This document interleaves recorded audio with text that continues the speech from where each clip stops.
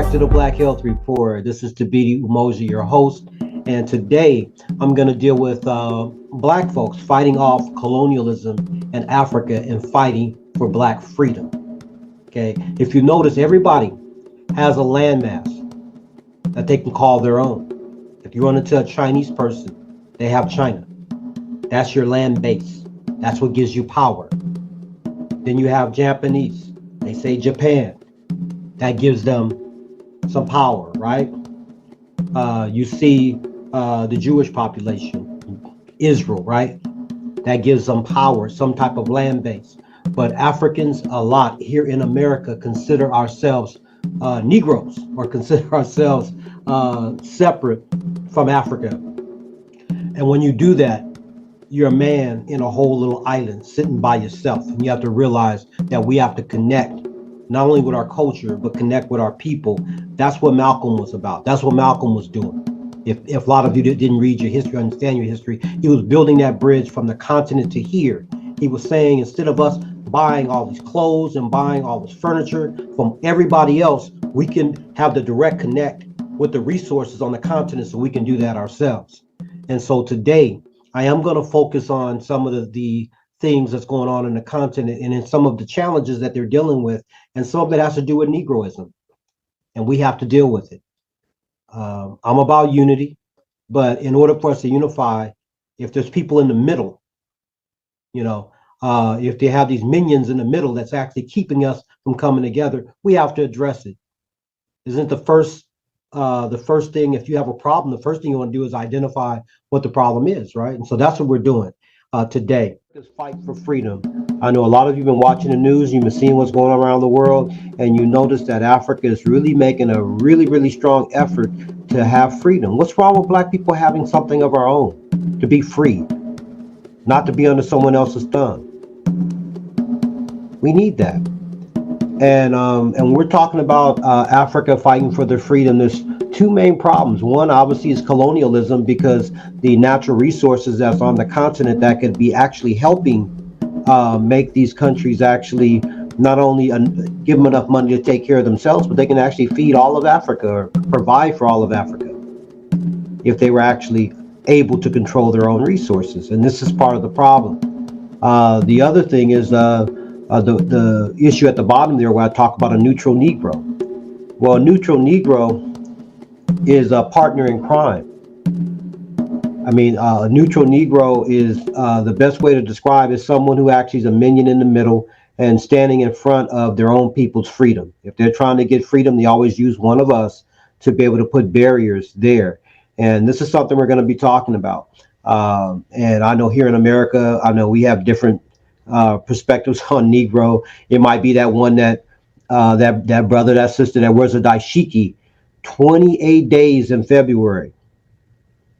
But you let March 1st come in, they may not even speak to you, right? Yeah, during the February, during those 28 days in the morning, they'll say, "Oh, what's up, my brother? What's up, my sister?" And then March 1st comes. Good morning. Good morning. Hi. They may even wave to you, But anyway, that's kind of what we talk about a Negro. This actually, neutral Negro I'm talking about here is someone who actually is a minion in the middle that keeps progress from going on. And so in Africa, when Africa's trying to be free, you're going to have those that are going to step in that role. So let's go ahead and look at that. So this neutral Negro, the best way I can describe it, it's like if you have a car, it's in neutral. You can put your foot on the gas as much as you want. It's going to make a bunch of noise, but it's going to take you nowhere. And that's what we're dealing with in our communities. We got people showing up, making a bunch of noise, but taking us nowhere. Okay. And so what's happening on the continent? Well, you have 4 countries that actually have either been suspended or left ECOWAS, which is the economic group. And we're talking about Mali. We're talking about, let's go back to that slide. We're talking about Mali, Niger, Burkina Faso, and Guinea. And they all have had coups where they actually kicked out their particular president. And a lot of people say, well, these people are wild, that they need to come in and restore that. But why? Did we ever ask the question, why did they kick out their leaders? What were they actually doing? Were they actually helping their country or were they hurting their country? And so we're going to get into that. We're going to focus first of all on Niger. They're getting a lot of the heat because they kicked France out, and Niger is one of the largest uranium producers in the entire world. So you'd think they'll be rich, right? And that's what provides us with electricity, right? Lights, that we got right now. Well, in Niger, only 18% of the people have electricity. Why is this? How can you be one of the largest producers of uranium in the entire world, but you don't have the ability to use your own resources? Well, between France and also Spain, and this was as of 2021, before all these coups and everything, they were controlling 70% of the uranium. It was going to Europe while everybody's in the dark. So they were only controlling 30%. And you can see the number of nuclear reactors in the world. You see USA is number one, France number two, China number three. But you can see France. They were actually taking a lot of the uranium out of Africa. And see, this is the problem. Look at Niger. Look at how the people are living. And you're one of the largest producers of uranium in the entire world. The president should be shamed on himself. That's why these particular presidents. And look at the classrooms. Doesn't look like there's even lights in there. It looks like they're depending on the sun coming through the windows. And look at the chalkboard. I remember that chalkboard many years ago.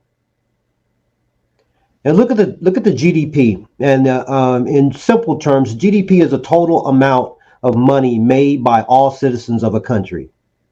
And per capita is the average made by each person.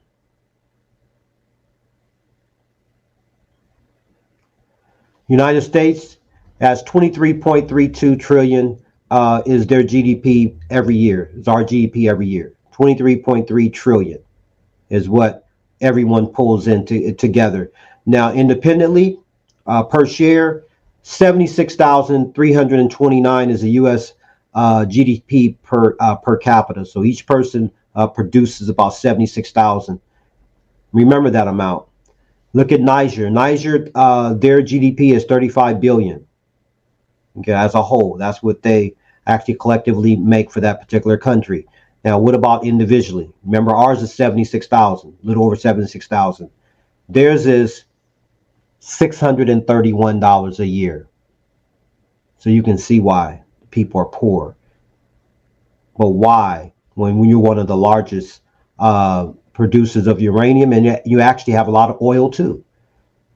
Okay, well, this is the president that was ousted. July 26, 2023, a military junta in Nigeria placed President Bazoum under house arrest. And so then this was the brother that they actually took over and put in charge, Chiani. And he became the president. And actually, this was July 28, 2023. He announced himself as leader of the National Council. What happens 5 days later? Well, this Negro and Nigeria president turns off the electricity that they were actually getting from Nigeria. So they had their own electric, but they needed to buy because a lot of that's going to other countries.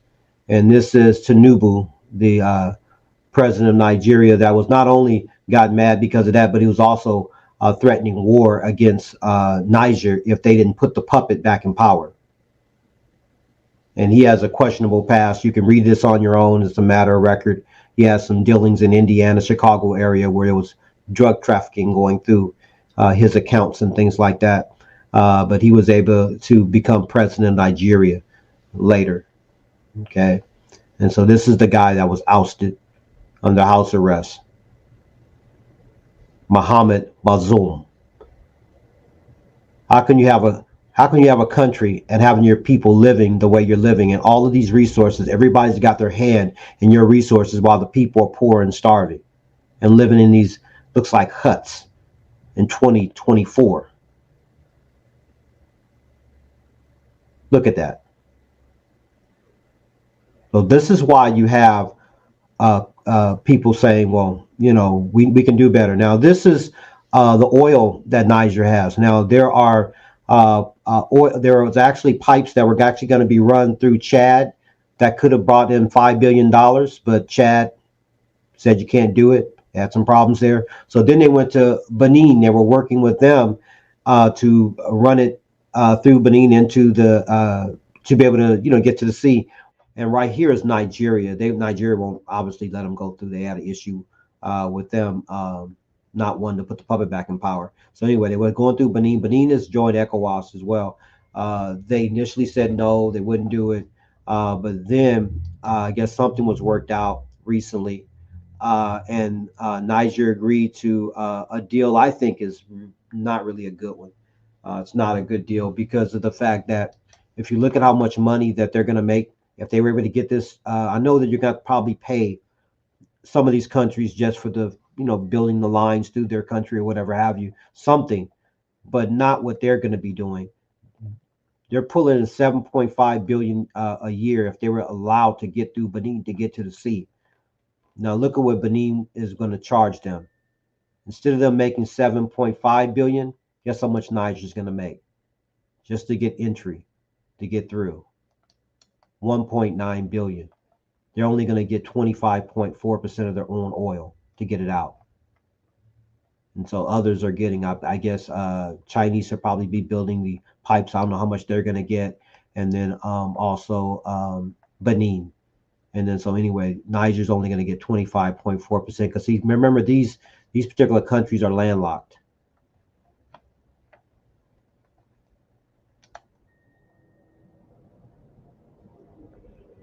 And you can say everybody's trying to get to the Atlantic Ocean to do some trade. Look at the GDP per capita in Guinea, not even 2,000 a year. Look at Burkina Faso, a little less than $900 a year. So you can see why these people want change in their leadership. And this right here is a good sign. Brother King the Sixth out of Morocco said any of these countries that are landlocked, they can come through his country. Okay, and this is an initiative that he proposed, and so it's good to see that type of cooperation amongst our people because this is what we need. We need that cooperation. We don't need people blocking when we're trying to get things through. All right, thank you, family, for listening, and I'm gonna do a part 2 pretty soon. So we need to keep our mind on the continent, and remember, we are Africans in America. I care about Black people. I don't care where you are. If you're on the continent, you're in the islands, South America, North America, wherever our people are. We need freedom. We need respect. If Black lives really matter, the continent of Africa would be free. We wouldn't be dependent on other people. We wouldn't be living like those pictures we've seen. There's nowhere in the world with all of the rich resources on the continent people should be poor. Until next time, one love. Actually, an artist. His name is Kalunji. Brother does some beautiful work. And here's his contact. If you want to check out what the type of artwork he has.